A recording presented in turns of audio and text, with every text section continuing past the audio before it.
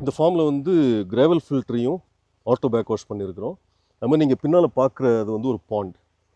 இந்த பாண்டில் வந்து அல்ட்ராசோனிக் லெவல் சென்சிங் வச்சு அந்த ஒரு குறிப்பிட்ட லெவலில் மெயின்டைன் பண்ணுற மாதிரியான சிஸ்டமும் இங்கே பண்ணியிருக்கிறோம். லெவல் குறைஞ்சிது அப்படின்னா ஆட்டோமேட்டிக்காக போர்வெல் மோட்டர் ஆன் ஆகி தண்ணியை ஃபில் பண்ண ஆரம்பிக்கும். இப்போ உங்களுக்கு சத்தம் கேட்கும்னு நினைக்கிறேன், அங்கே ஃபில் ஆகிட்டு இருக்குது. ஒரு சர்டன் லெவல் வந்தோடனே அந்த பம்ப் வந்து ஆட்டோமேட்டிக்காக ஆஃப் ஆகி எப்பயுமே அந்த இரிகேஷன் டேங்க்கில் போதுமான தண்ணி இருக்கிற மாதிரி மெயின்டைன் பண்ணிட்டு. விவசாயம் அப்படிங்கிறது வருமானம் கொடுக்குறதா, ப்ராஃபிட்டபுளாக இருக்கணும்.